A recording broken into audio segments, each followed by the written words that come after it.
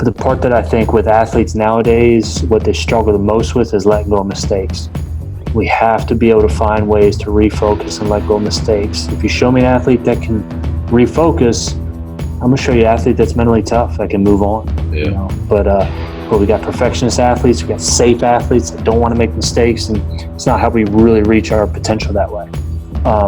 We got to be able to make mistakes, got to be willing to put ourselves out there, and it's okay. And we got to know what our identity is.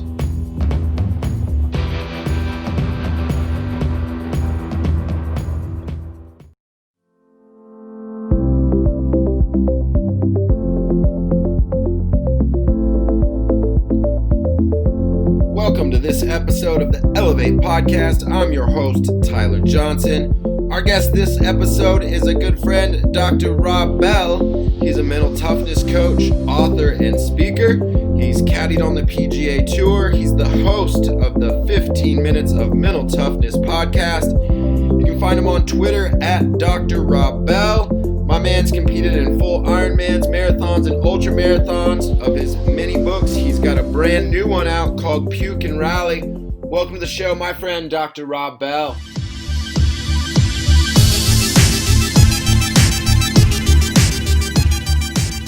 If you could just elaborate a bit about how you got into coaching mental toughness and what kind of drove you to get you to where you are now as a coach. Yeah. Well, thanks for having me on, Tyler. I appreciate it, man.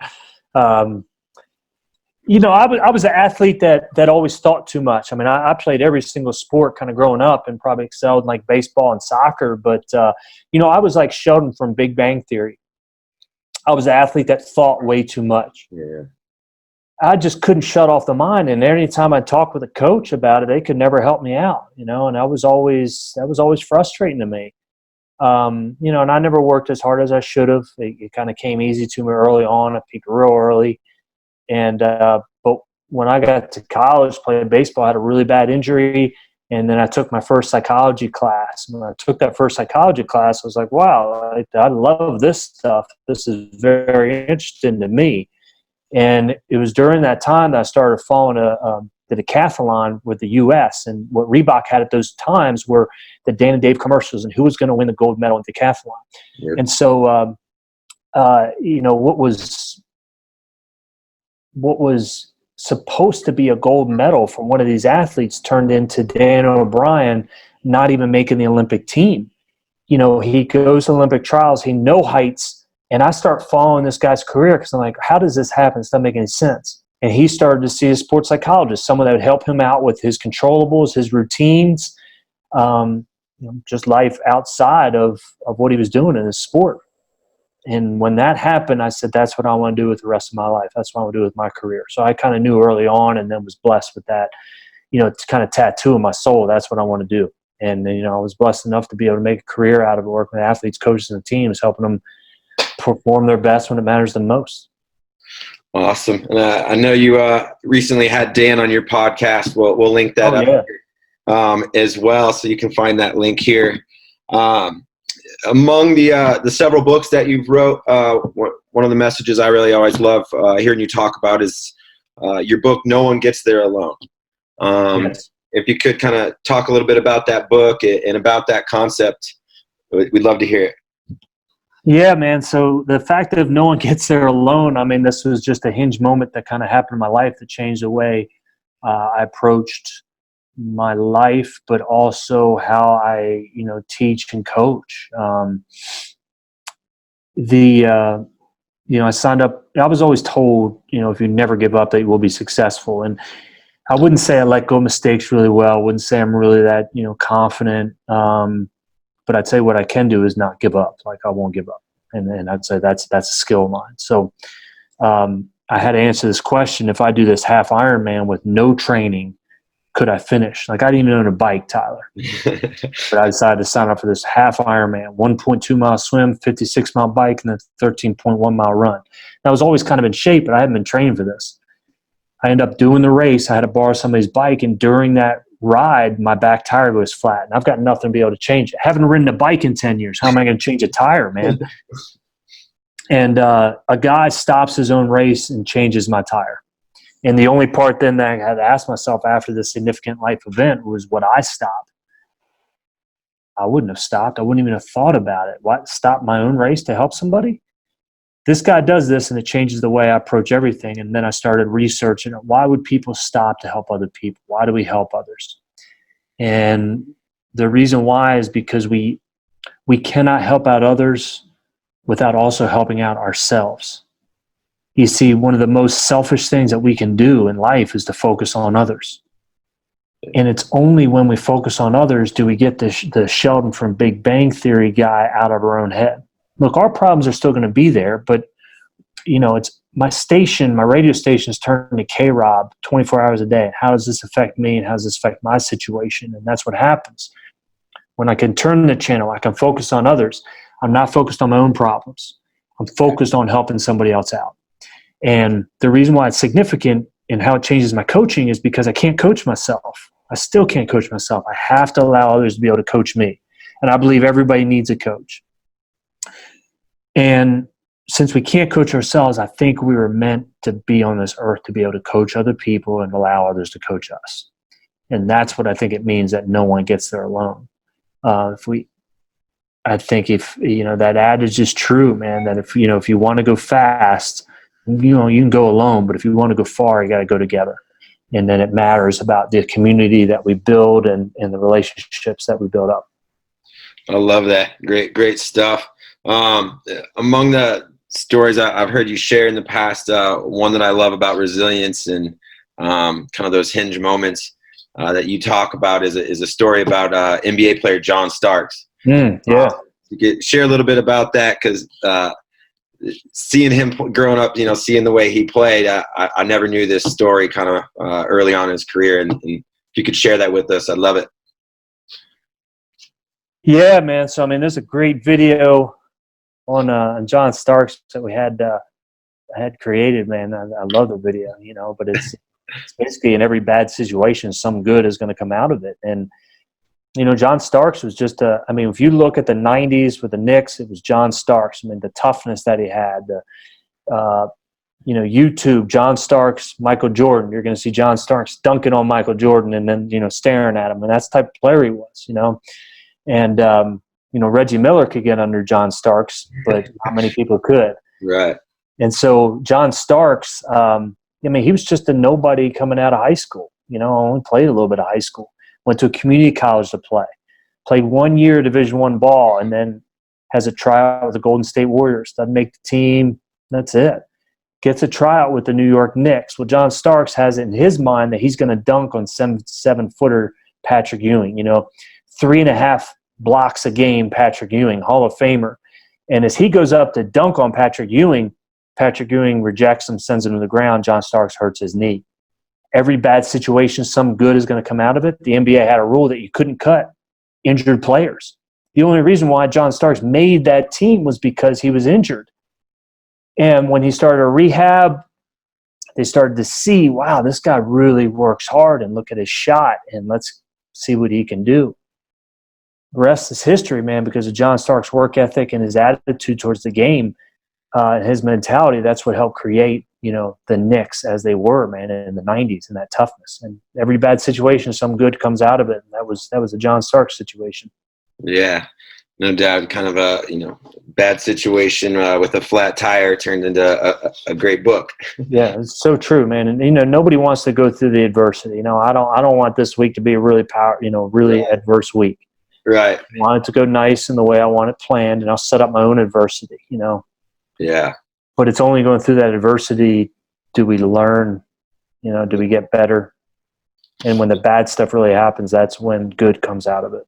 No doubt. Kind of looking ahead, I know you've shared with me, I believe you're training for a 50-miler coming up. Is that right? Yep, that's right, man. 50-miler. JFK 50-miler.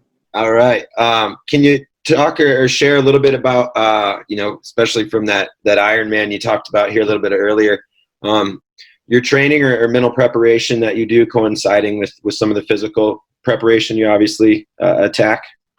Yeah, man. So I brought it up the other night, at dinner, and I was just talking with my kids. We got to get it outside of our own head, and I was just kind of talking with them. I said, I just don't know if I'm prepared for this race, and they threw it back on me and said, well, when do you have to be ready? I said, well, November 23rd, that's when the race is. Yeah. And then they asked, well, do you think you'd be ready then? I said, yeah. I said, all right, then what's the problem? So yeah, good point. Too often we allow these bad races, these bad training sessions to, kind of derail us. We always got to remember training is for training. Racing is for racing. Yeah. Can't be testing ourselves when we're training.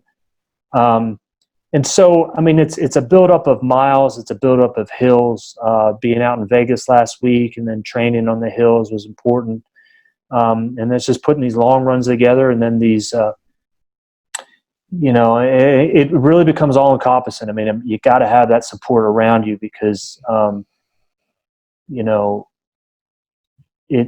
it matters about the support you got. If you got too much static from the outside and then, it's not supportive of the situation, what you're trying to do, it really gets tough, man. So I think that support is so big. It's just increasing the miles. And the tough part for me, it's not going to be the mental part. I mean, the mental part is at some point there's always that breakdown.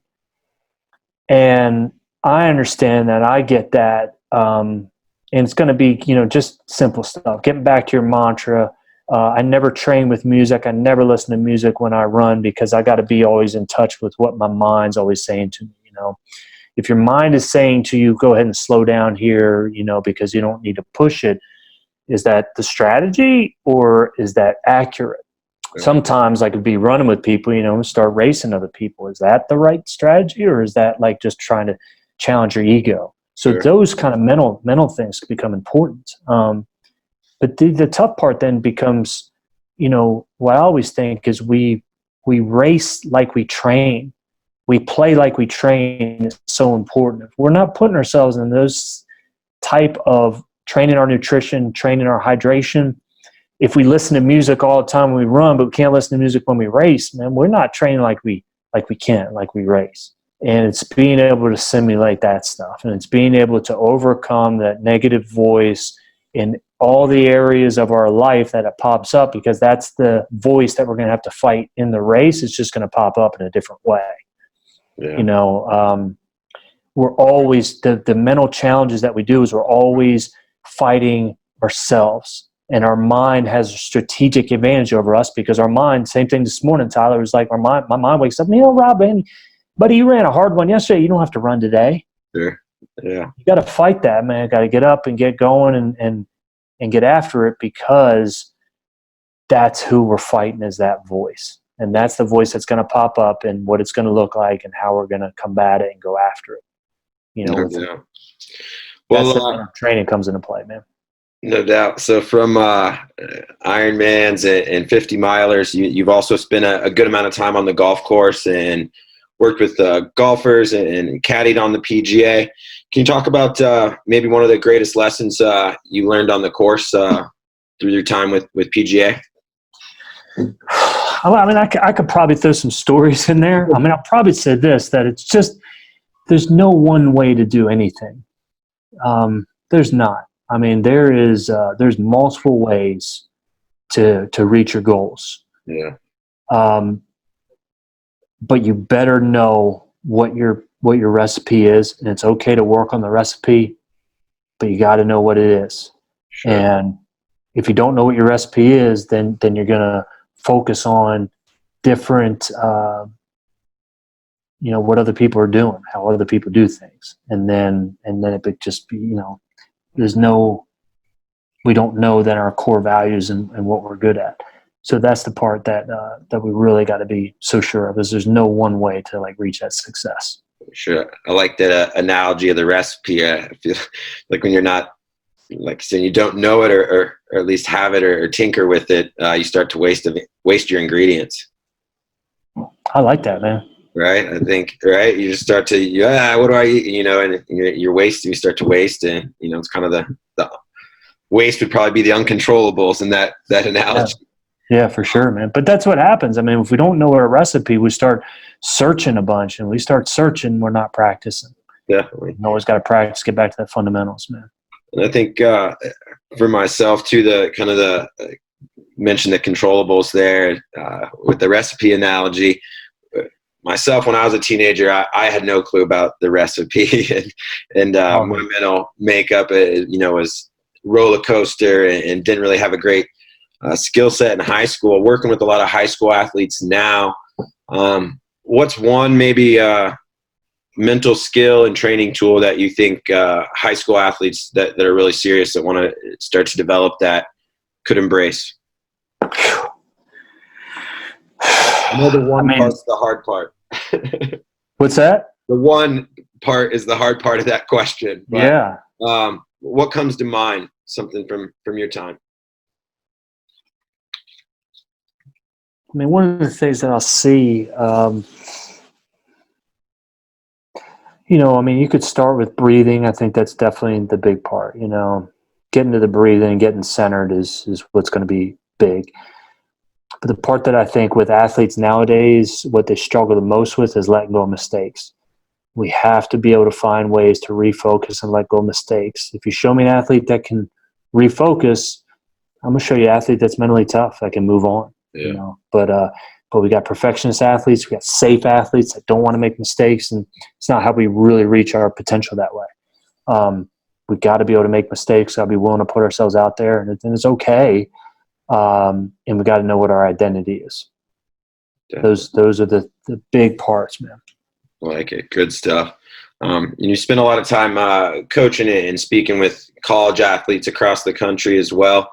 Is there something that in those environments with kind of the college athlete, that challenges you see now that maybe you didn't see several years ago when you were in those environments? I mean, I think it's multiple changing all the time. I mean, there's just a lot more things that I just don't understand, and I don't get, and it's my job to kind of just understand and kind of get where people are coming from and understand their perspective on things. Like, for example, I never videoed myself dancing in front of a camera and posting videos of that stuff. I mean, that's different now than what it was from certainly many years ago. Sure. Twitter isn't the number one medium for college athletes now, and so I think what a big struggle is a lot of times they just see the highlight reels from other people, everybody having success. Like, you show me a highlight reel from somebody where they're dropping passes. Like, you show me an Instagram video from somebody where they're missing shots. Right. They never miss shots, man. They make everything. That's not reality. So there's kind of a distorted view then of what we view success and how we view, this whole journey that we're going to be on. And I think a lot of times, the hype is just what people are after instead of that long-term success, which is what's really going to sustain. That's the part that I see to be a real big challenge, real big struggle, because especially when it comes to mental health, is we're comparing our own behind the scenes with everyone else's highlight reels, and that's why we feel inferior. That's why we feel, we're lacking in our lives a lot of times. Yeah, definitely. You mentioned there kind of the distortion of the view of success. How do you view leadership? And from your experience, having worked with a lot of great athletes and things over your time, what are some of the qualities that make a great leader?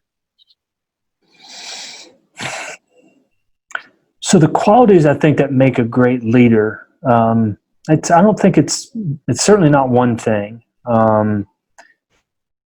And I think you can be a good leader in a couple of different ways. I don't think you necessarily have to be one of those vocal people. But what I think you have to do is I think you have to help people with their own vision about who they can be.